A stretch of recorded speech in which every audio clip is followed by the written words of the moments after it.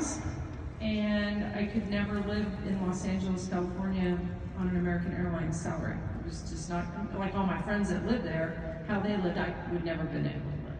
So I went to Austin, and I went to, do you know what a CVS is? It used to be called Eckerd's. And there was a real estate book in this metal, and I grabbed it and I opened it and I found a picture of a person who kind of looked like me. And I thought, oh, let's call her. I need her to help me find a place to live.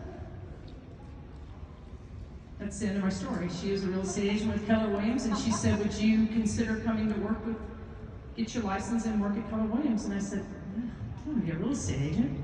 Well, I did, and the second year we were #1 and #2 in Austin, and I was an agent for 10 years. Here's our beloved CEO.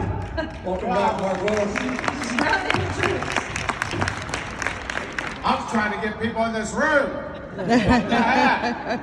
Looks It like seems like people are looking, but they can't find us, and so it's a little frustrating. But those of you who are here, can we do this? Can we pretend we're in a smaller room?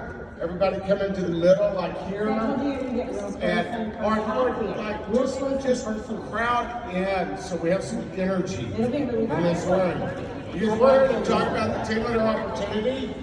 The opportunity, the regional opportunity, and let me tell you that this is a huge, and because we're not Life-changing opportunity. we don't want scattered energy, and you have the one and only Leanne Harris and John Clyde who are facilitating this, and these people are involved. All I can say is, if there were 3,000 people in this room, everybody would want this opportunity. Yeah. You're the lucky ones. Yeah. You're going to know how to get it.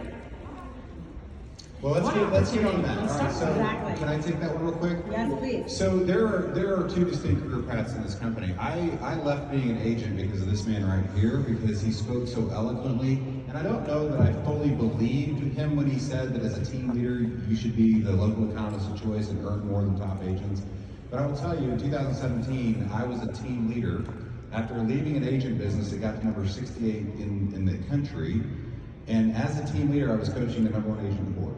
Her name is Dawn Krause. That year, her net was $987,000. Pretty good net, right? For a real estate agent. The team leader of that office made more than she did that year. I think we misunderstand the design of our company. The team leader in a local market center should be the highest earning real estate professional if you do it right. And all of us have experienced that same journey, starting as an agent, moving into leadership, etc. Right? So I looked around, and the fundamental question I always asked was, what's next? I'm an individual agent, what's next? I find a company called Keller Williams, and it's systems and models and how to build a team. Great, what's next? There was an expansion at the time, so he talked about a team leader opportunity. And I said, well, rather than work with 6 agents, I could work with 600. And then what's next? Well, there's a regional opportunity. Let's go fail at that until we win. And then what's next? Well, this thing called category icons call. Right? So you never know where you will end up, but there is a direct path. And John said it, grow where you're planted. I love that. Mark, you walked in after we asked the question, and it's really tell us the story of your path. You have a very visual mind of where you're going, and I love that part about you. So tell us a little bit about your path, and how did you visualize that? How'd you get here? Okay. Well, let me just tell you, some of you may have heard me on Sunday. I decided when I was really young that I was going to be in real estate. And I think I was like 11, 12 years old. And I had a love of any kind of property. Didn't matter whether it was a house. I was a local expert on housing prices when I was like in the 7th grade. And so I'm a weirdo. And then you gotta imagine, I go to high school, everybody's, what are you gonna do for a living? What's your career gonna be? Because I'm gonna be the #1 real estate agent, own the biggest real estate company, and that's my career path. And they're like, real estate agent, why would you want to do that? So I go to UT, I get a University of Texas, by the way, go to Lawrence. I get a business degree and immediately go into real estate. And first year I was in business, sold 42 houses. Second year, 61. Bought the company where I was the top producer halfway through the second year. And then a year later sold it to Coldwell Banker, because by then I decided that I was going to be the CEO of the largest real estate company in the world. And I had done it by reading, because I'm a voracious reader. My favorite books usually have more of a spiritual bent than a business bent, always. And I read a book called Creative Visualization by Shakti Gawain, and it had a companion workbook called the Creative Visualization Workbook, and you had to draw pictures of your future self. And I drew pictures of me standing behind a podium, unfortunately, saying to a group of real estate professionals, congratulations, you are the #1 real estate company in the world. So then I read a book called $1 Million Habits by Robert Ringer. And he talks about something called the law of holographic memory, which proved Shakti Gawain's concept, and that is that you can create a clear vision of your future. And if you can hold that vision for the duration, through the obstacles, through the difficulties, through the setbacks, if you can hold a clearly well-defined vision and keep going the course and never give up on the vision, that the brain as a quantum unit will automatically organize circumstances such that your life will become the vision that you seeded. And it's actually proven through quantum physics. And I believe that my life is a complete byproduct of that vision. And I want to tell you that from the standpoint of KW, I was at Coldwell Banker, and it was company owned, Coldwell Banker. And I love the people, I love the company, I love the culture. And I had built the #2 office in Austin. And it was a total turnaround build job. And the guy who I sold my company to got let go, and he went to work for ERA. And I thought, well, that's certainly not for me. And then a local person bought the Austin offices. And we were like oil and water. And I said, well, you'd be lucky if I worked for you. Well, we go there, but that's kind of the way I saw it. Yeah. And so he fired me. And I went back in production. I was doing back-to-back $1 million months when nobody was doing it. And then I get a call from Gary Keller. He says, hey, everybody likes you, like to talk to you, we don't know each other. And I'd watched Keller Williams kind of growing, and it was I thought it was weird. I'm just gonna tell you, I thought it was weird as a competitor. And I was curious because they had gone from Austin to San Antonio, and in Austin they had opened the Northwest Market Center. So they had a couple hundred agents in Austin. And in one office, they had close to 100. And I thought, well, this is how's he doing this? What is this profit share thing? And I went and met with him 15 minutes later. I'm like, okay, I'm gonna join you as an agent. And he said, I want you in leadership. But I don't think he wanted to hire me. He put me before the ALC. And the ALC said, that's the guy that I want. And when they said that, I had my team. And I ran like the dickens with it. I met Wendy the first year that I was a team leader. We were both really young and cute back then. She still is. I was younger. I'm still younger. She's still really cute.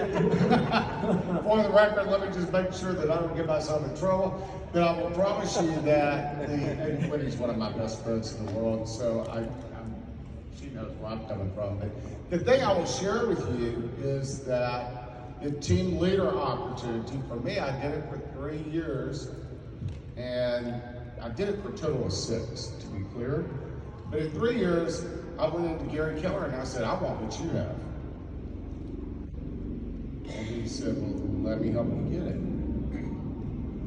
And he put aside a 10% earn-in Austin, which I thought, I don't know if that's enough. And so then he said, well, later, you just buy the San Antonio offices.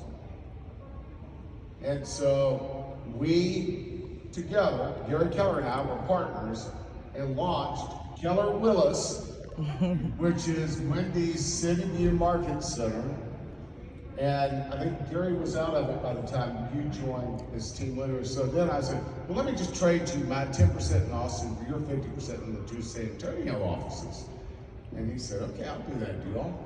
And we did a trade, and those two offices I became the OP of, and they both like churned out $1 million a year in profit easily. And my idea of the team leader opportunity was that the right team leader would make $1 million a year as a team leader. And we had team leaders in the company that were earning, not a lot, but a few, that were earning $1 million a year. And Wendy says, well, if they can do it, I can sure as hell do it. And that's kind of how, and then Wendy and I had this great friendship. But I can tell you that it was the platform for everything that I did in KW. It's where I learned how to be a leader at the highest level. It's where I mastered the Keller Williams model. It's where I knew where a team leader was actually effective or ineffective. And I learned that that's all about standards. And if you have the right person, you don't have to teach them standards. You just have to help them get what they want. And so we need people in this room, in this company, I know we have a lot of them in this organization, who have a big vision for their lives. And if that's you, you should raise your hand and say, sign me up, show me the way, I'm interested and I want a big life. Let's, yes, identify yourselves. Let us know who you are. Let's go. That, we're going to have a sign-up sheet, and then it's about helping you all figure out what's the most logical path for you to go build a truly great life. So I'm going to do a Zoom. I'll do a Zoom for anybody who wants it, if anybody wants to sign up and talk. Yes. So I'm going to ask this question to all of you here. So I'll start with you. As you reflect on your career path, and I got a chance to spend time with you, was there can you share like a defining moment or a decision you made to kind of set yourself up for success? Like, was it that one decision you made that you can look back on and why you're here today? Well, it was first meeting my agent that got me to Keller Williams, but it's really weird because a person just walked in the room a few minutes ago who was my last team leader before I became a team leader, and his name's Steve Schluter. And how many times did you ask me to be a team leader? And I said, you are nuts. Goodbye. I'm making too much money as an agent and I do not want to have that job. And then I had an opportunity to leave Austin and I went to North Carolina.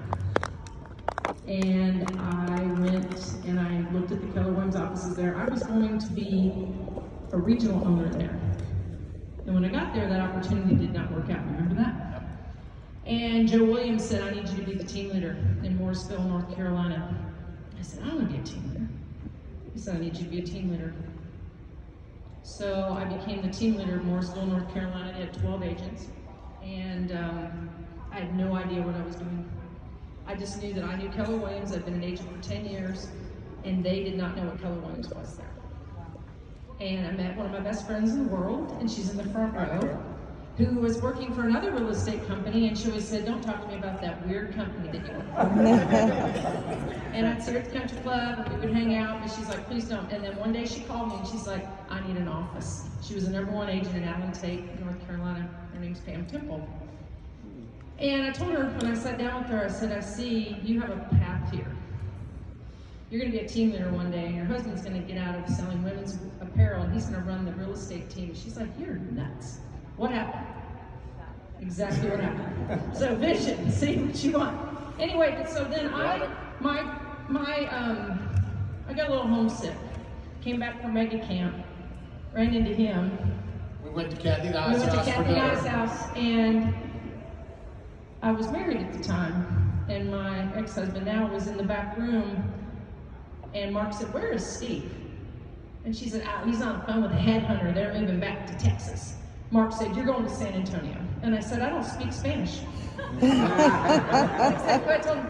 Anyway, I went to San Antonio, and there was like 138 agents in that office. right. We got rid of 40 of them and went to 98, and today it's over 1,000, and I'm the OP. But he gave me, when I sat down with you, I'll remember this conversation. Yeah, clap for that. And he told me, I can tell you, here's more to that story. She's not actually even selling everything that she did, because she took, remember our accountability conversation? It wasn't even an accountability conversation. It's like, Wendy, do you think that you can net 4 agents a month? She looked at me and she went, "I can net 120 people this year." I She netted, did it. I netted Like 225, 225. We need more of them. Wow. Yeah. Yeah. Do we have anybody like that in this room? So here's the thing, I knew nobody in San Antonio, except for 1 or 2 agents. It was the best opportunity ever to pick up the phone and introduce myself. Nobody had ever done a transaction with me. Mark King, you've done this before. It's the best, don't be afraid of that. But what happened was, I sat down with him, and we had been friends for years. But we kept business, and we were friends, but he said, I remember he looked at me and he said, "How much money do you need to make?" And I told him a number, and he said, "You're gonna need that a month." And it was a pretty big number, and he is actually true, unfortunately. I became a very good consumer, but it's only I'm because a good teacher of that art as well, by the way. he looked at me and he said, "My financial needs have been met, now it's time for me to make sure you get yours." And when you have somebody say that to you, and now that's my mission, to do that for so many other people. And the people that work with me all have really big lives.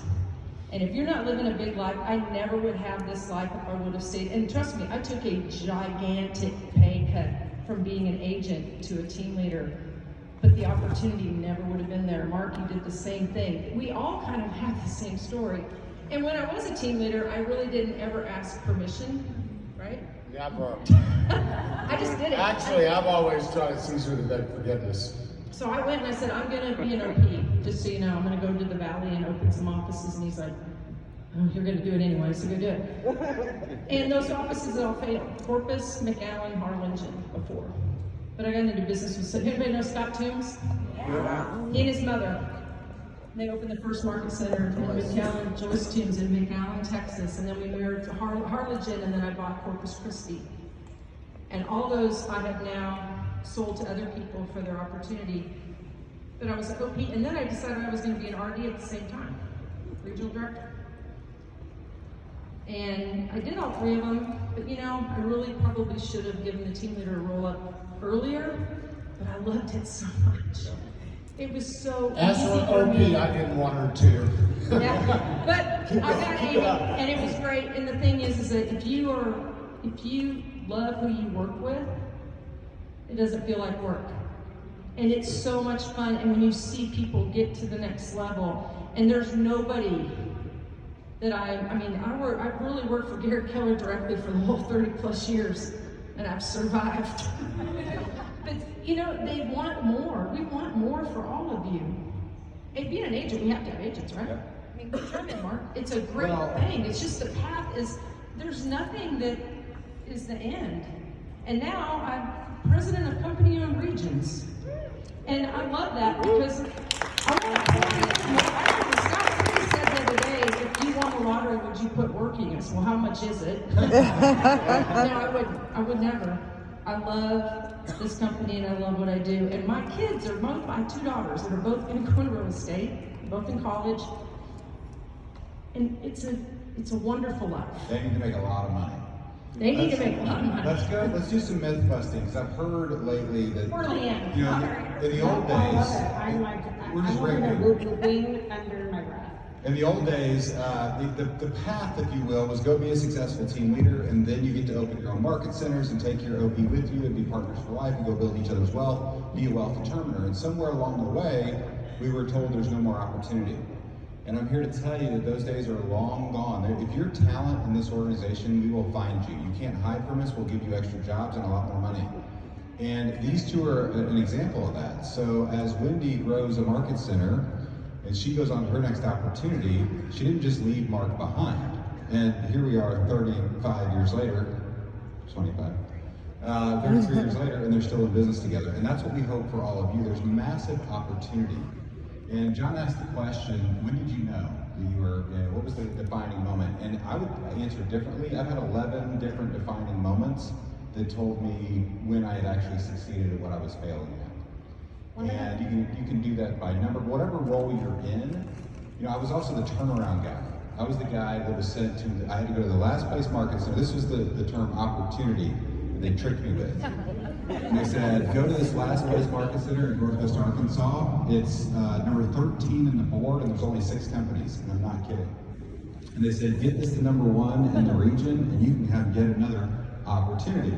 In 18 months, that went from last place to first place in the region, made $1.2 million a year.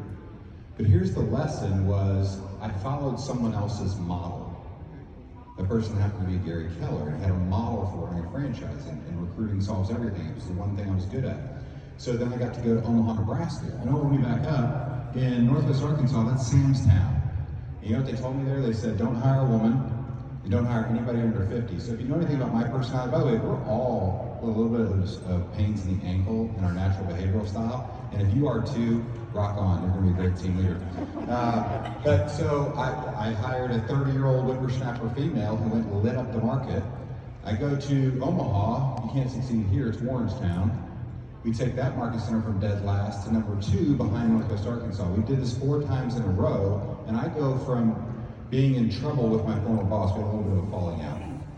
I told him where he could go, and it wasn't anywhere pleasant. And so on earning my way back, I wake up and I'm the OP of the top 4 market centers in the region, making almost $2 million a year from just following someone else's model, hitting rinse and repeat, right? And Steve Schluter is my first regional director, and he knows what a pain in the ankle I was in the early days, right? Steve Schluter was my coach too, so apparently he likes just difficult He likes troublemakers. I can tell. So I don't know if he's coaching anymore, but Steve, we're all coming for you. I was hoping that you would tell that story about that market center and it being dead last and having to go in there because there's missed opportunity along this path. There's also mistakes that we've made. So do you want to talk about the mistakes? I've made them all. We can do stage talk, and we also know that leadership is like building a plane in midair some days. I have made them all. I'll tell you the one mistake I have yet to make, and that is to leave this company over a bad relationship. And I was this close. Over one bad relationship, I almost ruined my journey in this company. And you know, the challenge with me is I stick. And it's probably a good thing and a bad thing. But I almost left this company because of one bad leader. And I see it happening more and more today. We see top talent leaving, and it's so sad. But I will tell you, everywhere I can give you an hour of all the dumb mistakes. The easy one is trying to recreate the wheel, follow your own model. You gotta fall in love with the activities that drive success. And if you can't do that, you shouldn't take on the role. You know, I'm gonna say again, if there's one person in this room who stands up and says, I am that, I want that, then this ginormous room that nobody could find has, you know, a few people in it. If 1 or 2 or 3 people in this room come forward, and that's the result, we've had a really great day here. So I'm gonna again encourage you, self-identify. Let us know that you're interested, that you want this. And I want to say something about the leadership role. You know, we have a behavioral style that says that people who succeed in this role are assertive and social. And typically, that means somebody who really likes the spotlight. And if you're one of us, you get what that means.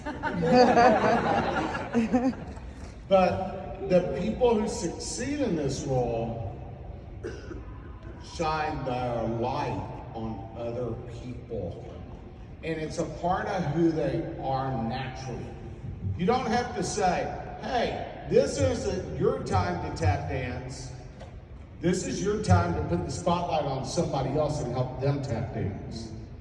And if you have that naturally in your DNA, because I've met a lot of people that would be a perfect behavioral match for this job. And yet, they are me. Give me attention, give me attention, give me attention. I've got to tell you, I actually don't like attention. I want to put it on other people. And I love lifting other people up. People who have that natural desire to help others and lift them up, who are a behavioral match for this role, can go farther than you could have ever imagined, and definitely way farther than you could ever go as an agent, unless you are a 1 in 100,000. Because from my little team leader role, I built an empire, and I will tell you that it is the foundation for everything that happened in my life. It was being a team leader. It wasn't being a top agent. I have no problem being a top agent. You know, if we just do the work and generate the leads and care about people and help them on that journey and learn how to prioritize what to do, and we work a full day and do the work, you know, you can make money as an agent. The team leader job is not like that. You can work 12, 14 hours in a day.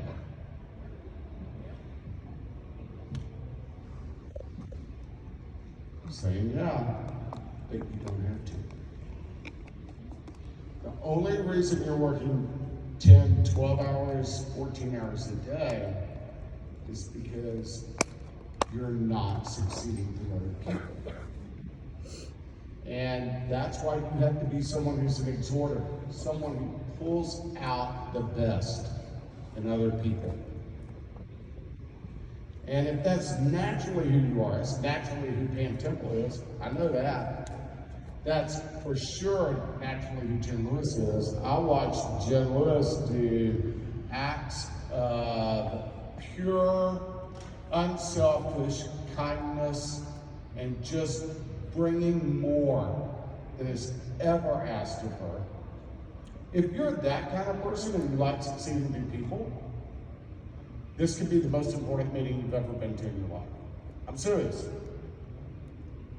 That's how I see it. So self-identify. If you are that, We'll have a don't sign-up leave sheet. this room without letting us know. Let me double click on this real quick, because Yeah. this is when I did a study on all the millionaire team leaders, and we built a course in 2019 called the Millionaire Team Leader. Wendy was one of them. We had 10 people we found that made $1 million as a team leader role. And I was reminded of this when Gary led off CEO Summit with that his handwriting that said, if you take the easy path, life is hard. Take the hard path, life is easy. That's the team leader role. And what I've seen in every successful team leader in this company is they do the hard stuff until it becomes easy. And then they're working, I gotta tell you, I'll get in trouble for this. I did not work 40 hours a week as a team leader. And the reason why is I had 3 or 4 other jobs at the time. But in 2017, I recruited more production in this company than any other market center in the company. And I did it in maybe 20 hours a week. And it's because of the systems and the models and working through other people. I had ALC members recruit a capper a month into our market center without me even asking, right? I mean, you build a culture, an environment of that, and that's how you get to 1,000. That's what Wendy did as a team leader, still paying dividends. We used to teach recruiting great agents together, and I've learned more from Wendy in that class teaching it with you than I did from teaching it. But they're also very highly relational. Believe it or not, I'm not as relational as these two. I love a few amount of people, and then I go home and fall asleep on the couch. These two love people. They go out to dinner all the time. They have a much higher social ability than I do. And you can win either way. But if you're here to learn about specifically a team leader role, but it could be an OP role, it could be a regional director role, I'm here to tell you we have more opportunity. This is the phrase Mark used to say that we should drive you crazy. And I learned a secret. He used to say we have more opportunity in this company than we have talent to fill it. And I'd go, what about me? And here's the crazy thing. Today we have more opportunity in this company than we have talent to fill it. And what I was missing is you've got to grow where you're planted. You've got to be talent to fill it. And so, and the last thing I'll just say on this real quick is I learned a leadership lesson from Mark early on. I was the guy who, I wanted to start big stuff, right? A lot of people want to start big stuff. And so I came to Mark's office one time and I said, I'm going to do this idea, I'm going to do that idea. And I know you remember this. And he said, go back to your market center and do it in your market center. When you succeed there, call me, and then we'll see if you can do it in the region. If you succeed there, call me, we'll see if you can do it by state. And then if it's something, we'll go bigger. And that's where my first meeting on that was, ended up being a strategic market center model in little old Branson, Missouri. It had 241 agents in the board, and I was so excited. Mark invited me to meet with him, and I drove through the night in an ice storm just because I got to meet with Mark and Mary at the time. And that little tiny board that had 241 agents in it, we recruited 100 of them in 6 months and became the #1 market center there. And that market center, by the way, became #2 in the region for a few years. 100 agents in it. So you never know where your opportunities are going to come from, but the lesson is go be the best you can be at what you do in any leadership position, and opportunities will find. Hey Mark, on that note, Jen and I taught Market Center launch yesterday about launching Market Center. And kind of to go off of what you said, I told a story about a mega agent that wanted to be an OP. And he comes to the regional office and he sits down and I was having the OP, he was referred by another successful OP and sat him down. I just asked questions before we started career visit, right? I just said, hey Justin, let me ask you a question. You're on the ALC, right? No, 2 years ago. You go to team meetings every month, I haven't been there for a couple months. I was like, oh, you go to regions. Mega camp, family reunion, you're all over it, right? I try to go to one. And I was just like, can I ask you a question? You want to be an OP? He's like, oh, yeah, you got me. But no, I just want you to be ready for the opportunity.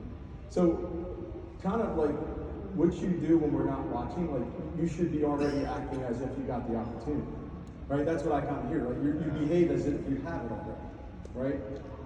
And that's what if you do that, we'll all find it. And watch for your opportunities. Yeah, because there's plenty of opportunities, but are you ready for them? Is the question. We will have questions at the end. Watch And for if you're an OP, opportunities. do you think big enough to create the size opportunity that you would need to have with talent that can build your market center what you want it to be? Because most of us operate in a scarcity mindset. 100%. The first year that I was a team leader, I hit the #1 spot for board registrations, and we had a contest. I don't know, I like contests, just tell me what to do, I want to win. And Wendy was there, and I'm sure that I was just the most annoying person on the planet during that time, right? I would just be like, I heard Wendy's in the house. And I would, kind of like sit a little close to her, listen to what she was saying. I would drive people to the airport if they were visiting our region just so that I could get a moment with them. I didn't have money to hire my own coach during that time. I shared with you my personal journey, and I'll tell you what I did is I stood on the shoulders of giants. And I knew what Wendy had done as a team leader, and I can remember starting a question to her, and halfway through the question she'd say, no, this is the way we're gonna do it. And I'd go, okay. And I literally would go back and I'd win every time. And I did, at first I was like, was I doing it right? Was I doing it right? Did I bug her too much? And I did, honestly, here's the thing. If you're a little weird, just move in on people. Just start going in. They're going to embrace you eventually. Stay in their presence. Keep looking for opportunity. Go ahead, Wendy. That's great advice.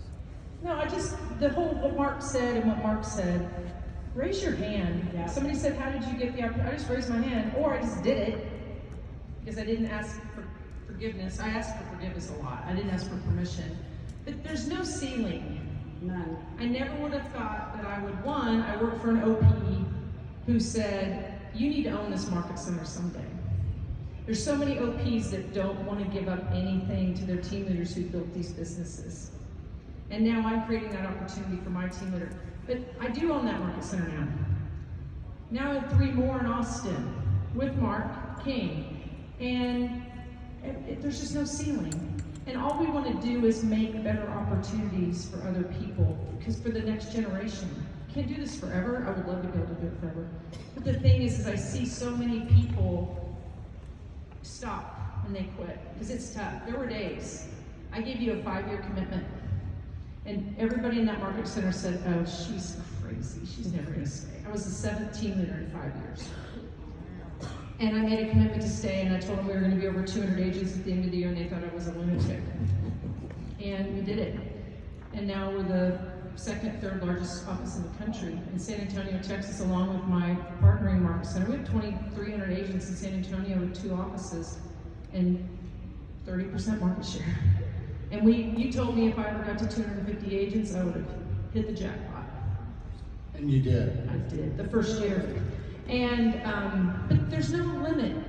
And I did not want to quit being a real estate agent, but I really didn't. I'm just leading a really big team right now. I'm going to go off script for just one moment, because Mark Willis, you said something the other day in the regional director meeting that hit me so hard.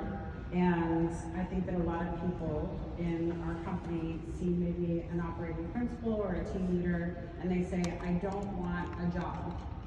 For starters, Mark had said, look, we don't buy businesses to buy a job, a job. We buy businesses to empower others. So I want you to hear that side of it as well. Do you want to talk about, and we want to get to questions as well, but just a little bit about what it looks like to launch a market center and why you would want to do that. I want to ask a question. Who in here would really like to own a market center? Yeah. A new market center? Yeah. There's our 31 for the whole year, man.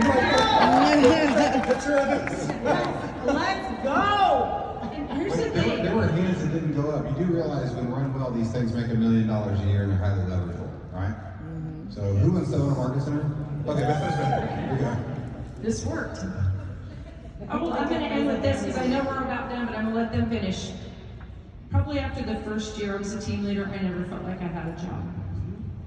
I had a lifestyle. If you have questions, go ahead and start lining up. You can line up. And I had the best team around me, and they wanted me to go do more. They all stayed at the vision speech today and the SOC because they knew that that's what they were supposed to do. They stayed. Plus, he was their OP for a long time. And I have people that have been in that office for 30 years. They're never going anywhere because they are cared about. We love them. And I love the people that work with me, and they know it. And I don't think they feel like they have a job, and that's why they've never quit. 100%. Now, you all, Leanne, I want to piggyback on what you said. Like you heard earlier, I said we had the best models that have ever been created in the history of the real estate industry. That is 100% accurate. Let me tell you, you can have the best model in the world, and you can give it to an average leader, and it will only generate average results. You can take a mediocre model and give it to a great leader, and it will achieve pretty extraordinary results. So everything rises and falls on leadership. And we heard Tony Robbins yesterday say, the hardest person to lead, or the first leadership job, is yourself, right? And by the way, I'm like a broken record that has said this over and over for 30 years in this company. But with the models, we've got the best car or the best engine in the industry. And we keep making those models better, but you are the fuel. And if your fuel is not good fuel, the model won't go anywhere. Change your physiology. And by the way, that's right. And let me say one more thing. When you're the leader, you define the experience. Your market center actually becomes your personality. You define it. Where, I can walk in a market center and I can tell you within 30 seconds, do we have the right team leader or not? And sometimes we have the right team leader, but we got an OP who is sitting on that team leader. You know, before the sale of the company, I had the privilege of, and it was actually one of the coolest conversations I've had in a long time. Andy Florence and I, like, just hung out like 30, 40 minutes backstage. And we were kind of having a similar conversation where, you know, the fact of the matter is that this industry is so full of opportunity. Since you're on that, I know you all had a very exciting person that you wanted to talk about the opportunity. So why don't you go right into that? Right into that. So that we can Come up here. Let me get the questions. You don't know who this is? She's Miss amazing. Jen Lewis, She's also my golf recently partner in the Keller promoted. Classic. Market Center No Steeler. Director. I mean, she's about ready to get a phone call from me the day after we go home. So Jen is the, last year she did an amazing job leading the team leader community, and this year she's leading our franchise systems launch team, we'll call it. Is it a team yet? Not yet. It So, will be. when all of you are ready to open a market center, this is who you'll work with. So tell us about you. I mean, gosh, I think I started as a baby agent here. I was a brand new agent 11 years ago. I was actually at family reunion when my license went active in Texas. It happened to be in Dallas, Texas, so I drove to Dallas and went anyways, even though I wasn't licensed. And I went through the whole thing. I worked for Wendy Papazian's team. I was a baby agent to her lead buyer agent to her lead listing specialist. I was looking for more opportunity to help more people and ended up in a team leader role, and it was the best decision I ever made. I could spend a lot of time with Wendy and learning from people. Like Leanne said, every time I showed up, I was in the front row, I was raising my hand, I was asking questions. I went to everything I could go to, not for any other reason, but to understand more about who I was with and why I loved this company so much and what would be next so that I could decide for myself. This is the only place I know. I worked at IBM for 13 years. Which is why I guess IBM and Tony asked about it. Not Apple. The opportunity is different. It's different here, and I am so blessed and honored to get to work with you every day Wow. and learn. So, and she's married to our vice president worldwide, JP, who's the other nicest human you'll ever meet. It's kind of disgusting. But it's funny because Jen did such a great job as a team leader that we very quickly hired her away right before we invested in the market center. I'm sorry for that, Wendy. But one of the best team leaders to do it. So will you stay up here and answer some questions? Yeah, so let's get your questions, because we have about 15 minutes, okay. and with this small of a group, I promise them, you get behind the scenes. So, let's go We'll keep into answering. the questions. Where are you from, your name and? Hi, this is Doris Eppinger. I'm Doris Eppinger with Keller Williams in Northeast Philly and Jenkintown. I have raised my hand, I've met you, John. And my KPA on team leader is like 98% and director of ops is 97.9. So I'm raising my hand high, and I really don't want to recruit all day. I want to recruit and help the new agent and have an idea and have a potluck and have a Super Bowl party. So do I have to recruit all day and do I have to move to Austin? Because I don't want to. I have an answer.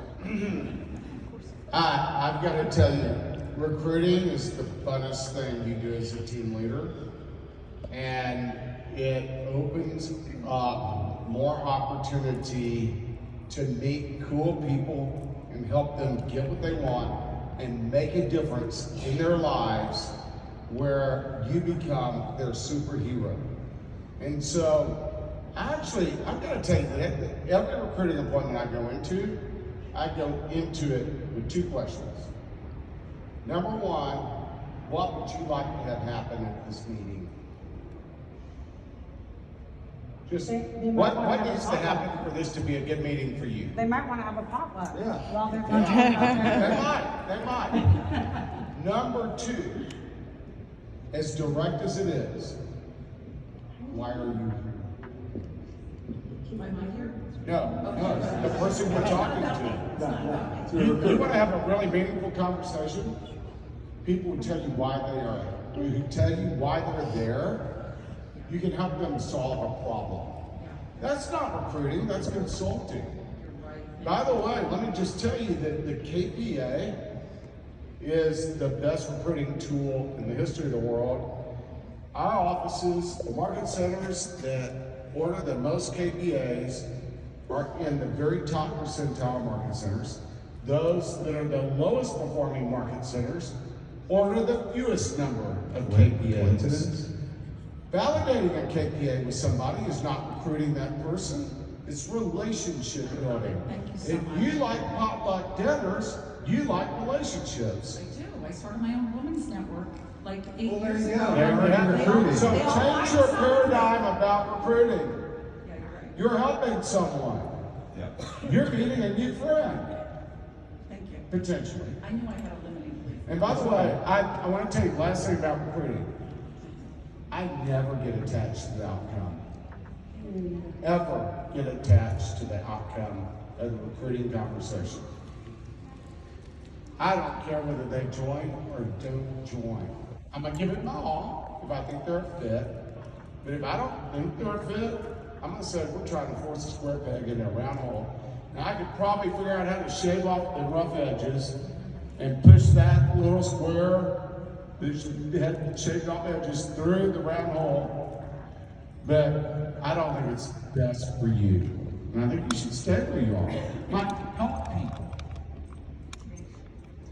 And we also have classes on this if you're wondering, because when I hear people say I don't like the recruiting part, I think it's because we don't understand it as you elucidate. All right, let's go over here. We got 1 minute per question, we're gonna go fast. Hi, my name is Julie. I'm from Exton, Pennsylvania, in John Tyrese region. Your whole region came down. I love this. I joined Keller Williams only 1.5 years back. The reason I joined is for leadership opportunities, and now I'm in CTT as well as instructor for Next Gen Okay. in my region. Yay, thank you. I really want to be a team leader, but now if you look at our region, he already created amazing team leaders and Yeah. culture for recruiting.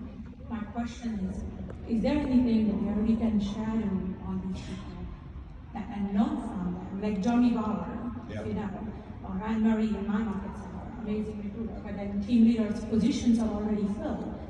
How can we create something that we can shadow? So your region can help you with the shadowing piece, but let me just shatter another myth, and that is we already have a great team leader, there's no opportunity for me.